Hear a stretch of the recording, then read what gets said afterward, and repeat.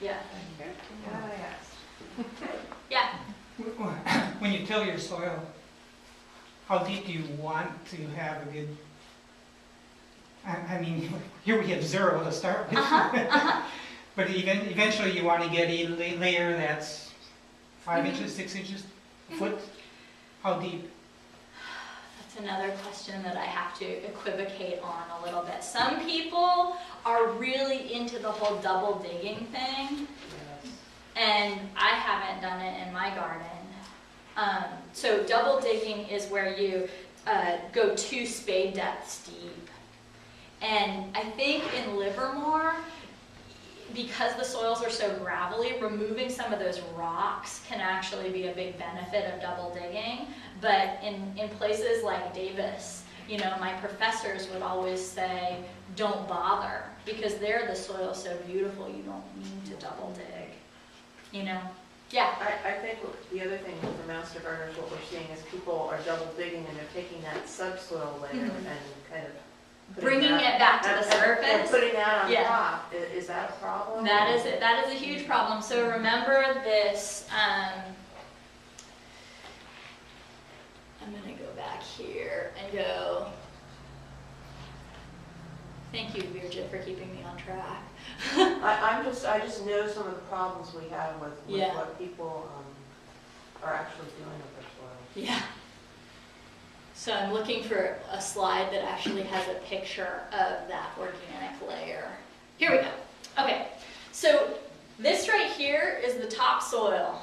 Known as, you know, this, and it has a whole lot of organic matter in it. And so when you actually read, I think that it's what's his name from Willits?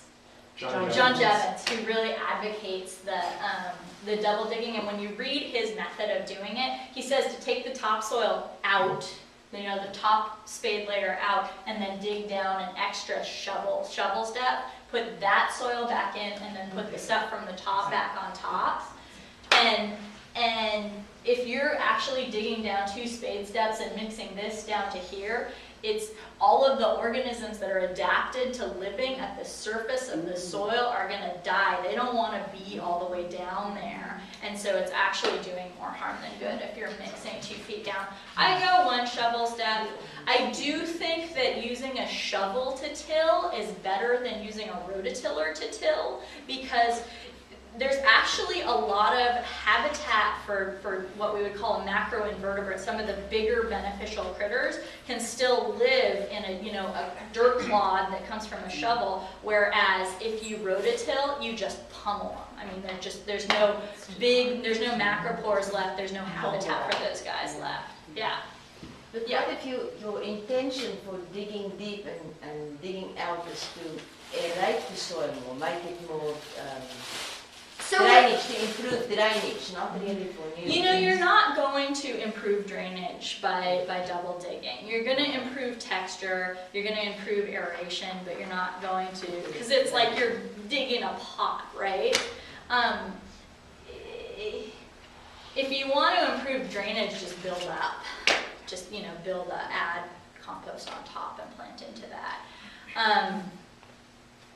I had a thought, but it's gone. Yeah.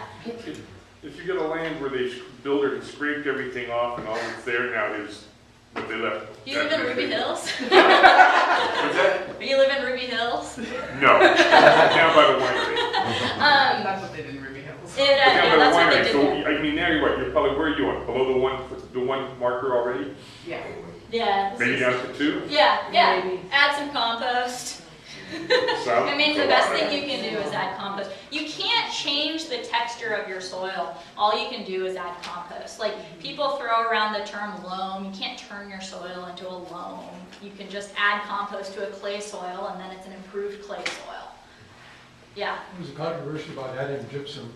What do you feel? Controversy about adding gypsum. I think that adding calcium to our soils, gypsum's a form of calcium, is a good idea. In Livermore, there are some very high pH soils, and in those cases, adding gypsum as opposed to lime forms of calcium is a good idea. What is a bad idea locally is to add dolomite. because we have serpentine rocks in our watershed. And dolomite has a high magnesium to calcium ratio in it. It adds a lot of magnesium. Serpentine also has a high calcium to magnesium ratio. We don't need any more magnesium, and you can actually, there are places in California where there's a lot of serpentine where you can actually poison your plants by adding magnesium, or the soil is just inherently poisonous because of the high magnesium to calcium ratio. Yeah. Then would you recommend getting a soil test?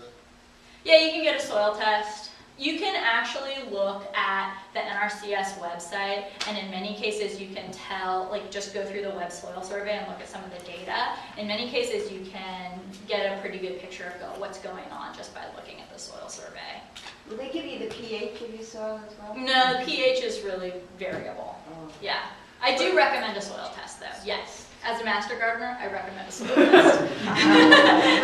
The soil survey in most cases was done in the 60s, and I mean, yes, I know that's only in the life of soil. That's a very small amount of time. But like you said, if they've taken a lot of the topsoil off, how much is the soil survey really showing? Yeah, if you know you're on fill, or if you know that you're on a cut, forget it, get a soil test. If you know that your soil is not what formed in place, get a soil test. Yeah. On Thursday, I was really lucky to go to the EPA's Region 9 Forum, and they had Sally Brown there, who does some amazing work, and Rufus Cheney, who is the guy whose work actually got lead out of gasoline in the United States.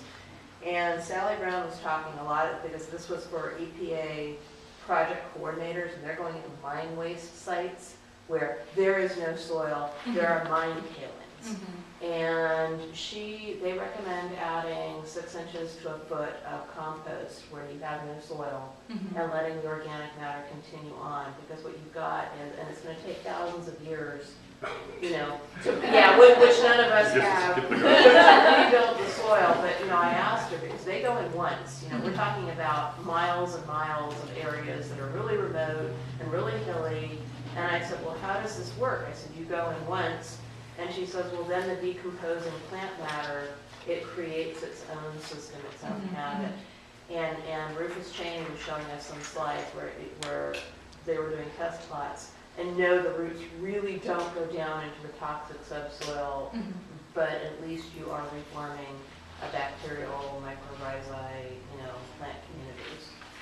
So people are starting to make it way over time, and so thank you all for coming. And if you have additional questions, just come talk to me, because I would be happy to answer.